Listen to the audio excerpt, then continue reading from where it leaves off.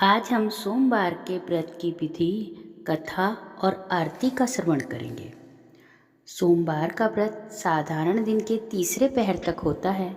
इस व्रत में फलाहार पारण का कोई खास नियम नहीं है, किंतु ये आवश्यक है कि दिन रात में एक ही बार भोजन किया जाए।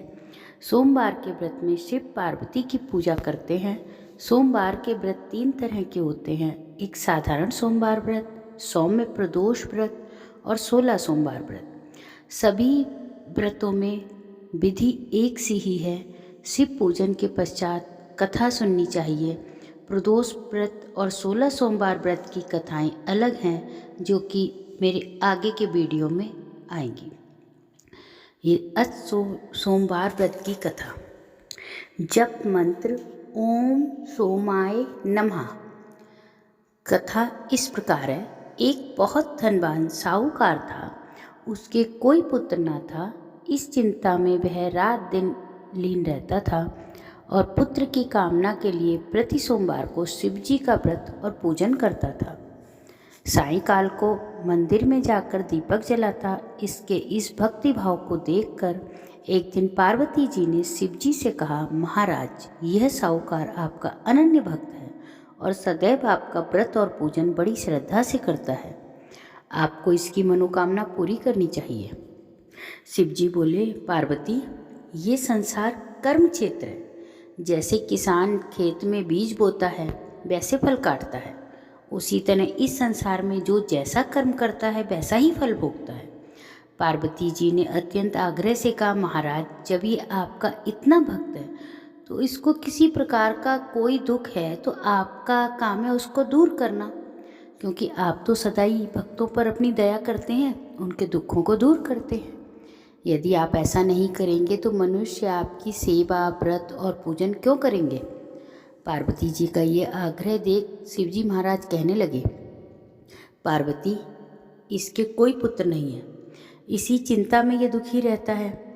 इसके भाग्य में पुत्र ना होने पर मैं भी इसको पुत्र प्राप्ति का वर दे देता हूँ, पर वह केवल 12 वर्ष तक ही जीवित रहेगा। सारी बातें साहूकार सुन रहा था। इससे उसे ना तो प्रसन्नता हुई ना दुख हुआ। वह पहले की तरह ही शिवजी का पूजन करता रहा। थोड़ा समय बीत जाने पर साहूकार की स्त्री गर्भवती हो गई। उसने 10वें महीने एक बहुत सुंदर पुत्र को जन्म दिया।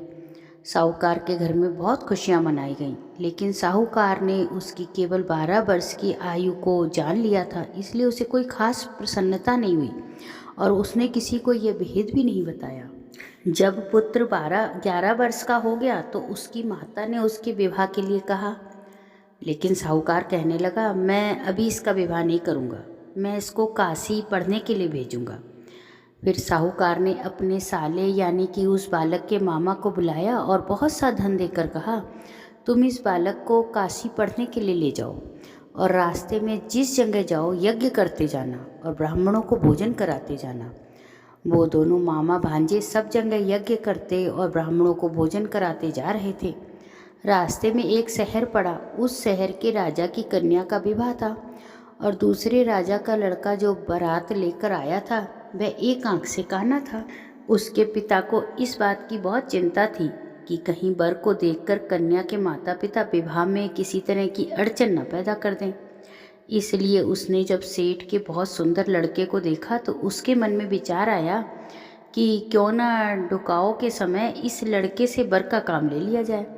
ऐसा विचार कर राजा ने उस लड़के और उसके मामा से भी कहा, तो वो राजी हो गए। साहूकार के लड़के को स्नान आदि करा के वर के कपड़े पहनाकर घोड़ी पर चढ़ाकर ढुकाव पर ले गए और बड़ी सरलता से सारे काम हो गए। अब वर के पिता ने सोचा कि यदि विवाह का कार्य इसी लड़के से करा दिया जाए तो क्या बुराई है।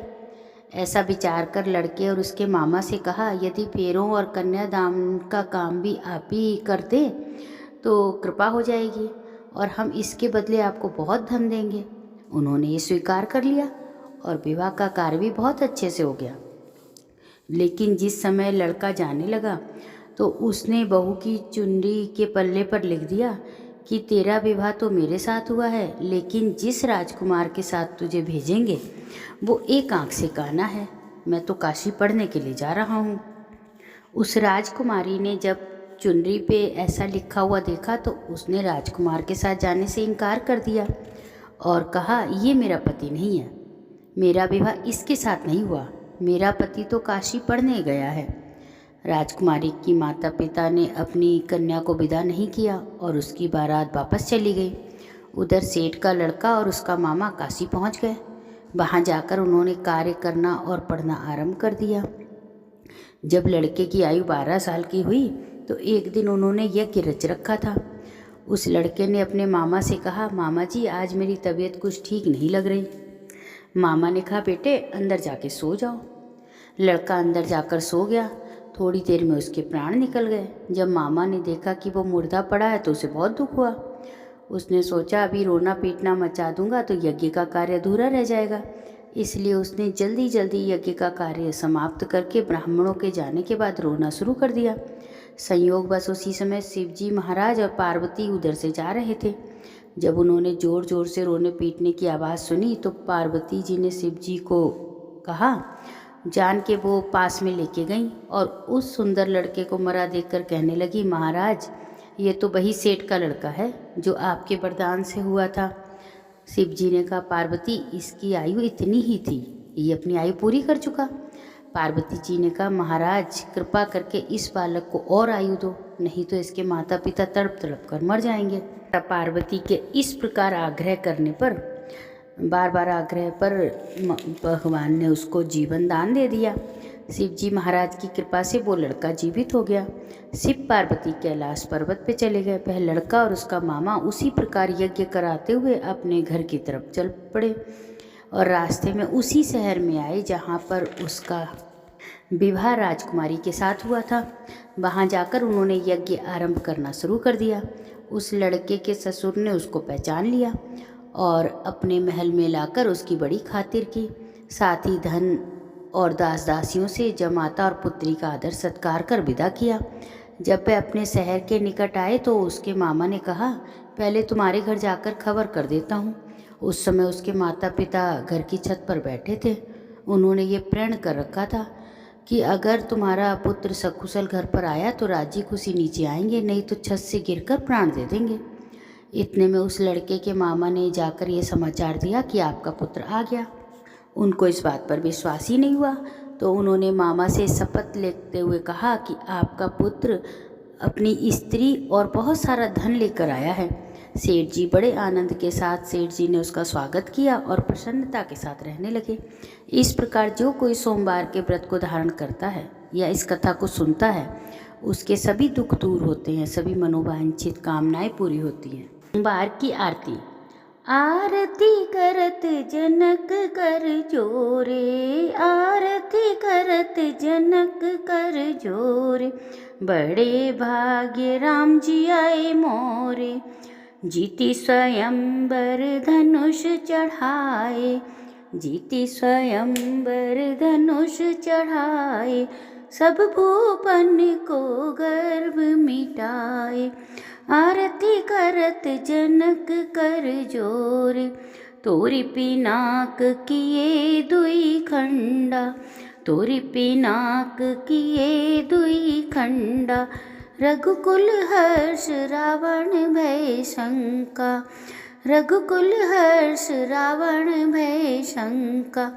आई है सीता संग सहेली, आई है सीता संग सहेली, हर्षि ने रखी सब बरमाला मेली। गजमोतिन के चौक पुराए, गजमोतिन के चौक पुराए, कनक कलश भरी मंगल गाए, कनक कलश भरी मंगल गाए। फिरत भांबरी बाजे बाजे, फिरत बांबरी बाजे बाजे, सिया सहित रघुबीर बिराजे। आरती करत जनक कर जोरे, धनी धनी राम लखन दो भाई, धनी धनी राम लखन दो भाई, धनी दशरथ कौशल्या माई। धनी दशरथ कौशल्या माई, राजा दशरथ जनक वैदेही, राजा दशरथ जनक वैदेही, भरत शत्रुघ्न परम सनेही। मिथिलापुर में बजत बधाई, मिथिलापुर में बजत बधाई, दास मुरारी स्वामी आरती गाई, आरती करत जनक कर जोरे, बड़े भाग्य राम जी आए मोरे। बोलो शंकर महाराज की जय।